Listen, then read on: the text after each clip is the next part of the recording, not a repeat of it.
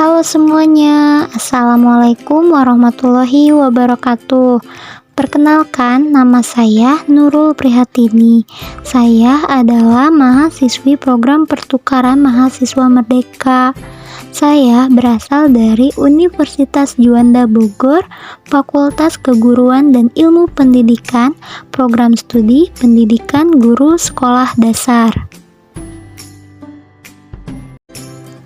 Nah, di sini saya akan memenuhi tugas dari UTS mata kuliah Manajemen Pengelolaan Kelas, dosen pengampu Ibu Rusi Rusmiati MPD.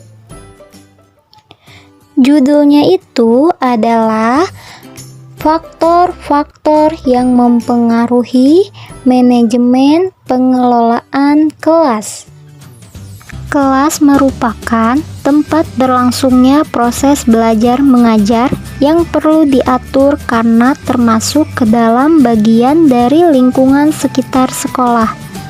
Kelas mempunyai kedudukan penting bagi peserta didik dalam memperoleh keberhasilan belajar. Pada saat berada di dalam kelas, guru mempunyai dua kegiatan. Di antaranya kegiatan mengatur peserta didik dan kegiatan mengelola kelas.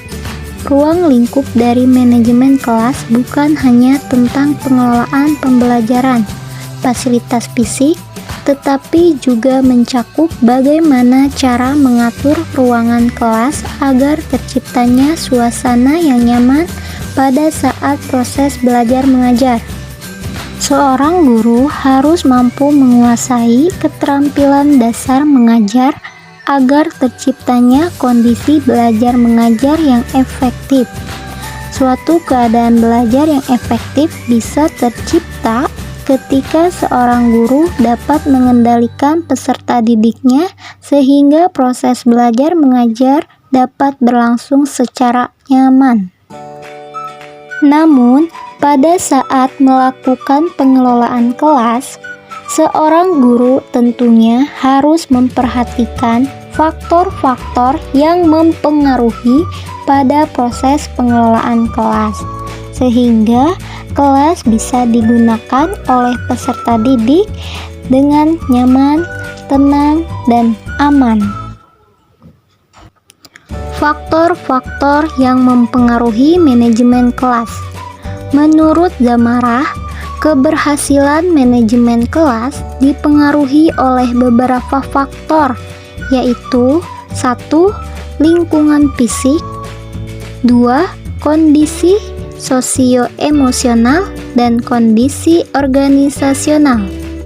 Yang dimaksud lingkungan fisik yaitu ruangan tempat berlangsungnya proses belajar, pengaturan tempat duduk, ventilasi dan pengaturan cahaya, serta pengaturan penyimpanan barang-barang. 1. Ruangan tempat berlangsungnya proses belajar mengajar. Ruangan tempat belajar harus memungkinkan semua peserta didik bergerak leluasa, tidak berdesak-desakan, dan saling mengganggu pada saat melaksanakan aktivitas belajar.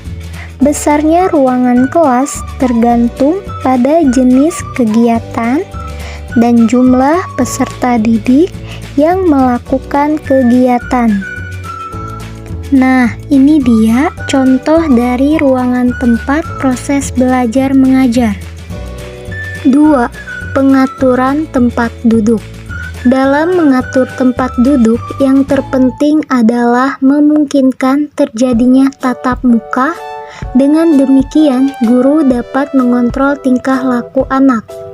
Di sini ada contoh dari pengaturan tempat duduk. 3.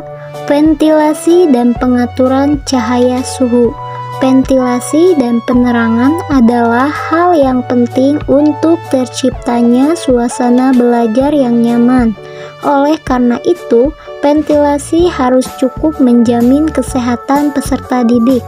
Mengapa ventilasi mempengaruhi dalam pengelolaan kelas? Karena ventilasi udara di ruang kelas memungkinkan pertukaran udara dan tidak membuat kelas menjadi gerah.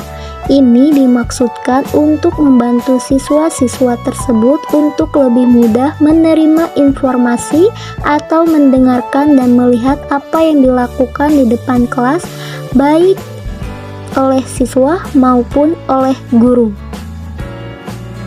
4. Pengaturan penyimpanan barang-barang. Barang-barang hendaknya disimpan pada tempat khusus yang mudah dicapai jika segera diperlukan atau dipergunakan untuk kepentingan belajar. Hal lain yang perlu diperhatikan dalam penciptaan lingkungan fisik tempat belajar adalah kebersihan dan kerapihan. Seyogianya, guru dan peserta didik turut aktif dalam membuat keputusan mengenai tata ruang, dekorasi, dan sebagainya. Nah, di sini ada contoh-contoh dari pengaturan penyimpanan barang-barang sehingga kelas itu bisa terlihat rapi dan nyaman. Yang kedua, ada faktor kondisi sosioemosional. Pada kondisi sosioemosional ini akan mempunyai pengaruh besar terhadap proses belajar mengajar, kegairahan siswa, dan efektivitas tercapainya tujuan pengajaran. Kondisi sosioemosional itu meliputi 1. Tipe kepemimpinan peranan, 2. Sikap guru dalam menghadapi peserta didik, 3.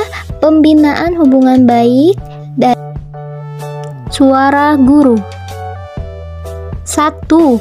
Tipe kepemimpinan peranan guru dan tipe kepemimpinan guru akan mewarnai suasana emosional di dalam kelas. Apakah guru melaksanakan kepemimpinannya dengan demokratis, otoriter, atau adaptif? Semuanya memberi dampak kepada peserta didik. 2. Sikap guru dalam menghadapi peserta didik yang melanggar peraturan sekolah hendaknya tetap sabar dan tetap bersahabat dengan suatu keyakinan bahwa tingkah laku peserta didik akan dapat diperbaiki. Guru harus adil dalam bertindak, serta menciptakan satu kondisi yang menyebabkan peserta didik sadar akan kesalahannya sehingga ada dorongan untuk memperbaiki kesalahannya. 3. Pembinaan hubungan baik. Pembinaan hubungan baik antara guru dengan peserta didik dalam manajemen kelas adalah hal yang sangat penting.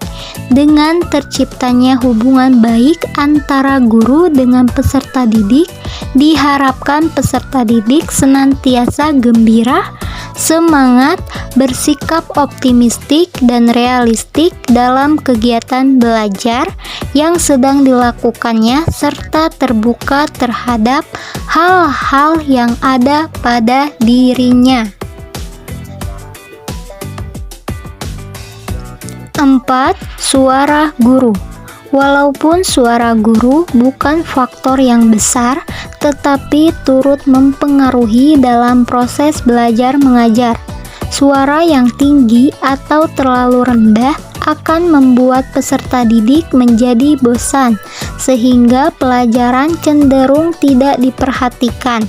Suara hendaknya relatif rendah tetapi cukup jelas sehingga akan mendorong peserta didik untuk memperhatikan pelajaran. Tekanan suara hendaknya bervariasi agar tidak membosankan peserta didik. Dan yang terakhir, ada faktor kondisi organisasional. Secara umum, faktor kondisi ini yang mempengaruhi manajemen kelas dibagi menjadi dua, yaitu faktor internal dan faktor eksternal. 1. Faktor internal. Faktor internal berhubungan dengan masalah emosi peserta didik, pikiran, dan perilaku. Kepribadian peserta didik dengan ciri khasnya masing-masing menyebabkan peserta didik berbeda dari peserta didik lainnya secara individual.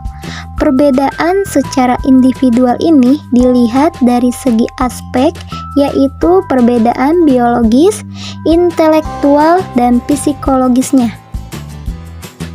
2. Faktor eksternal.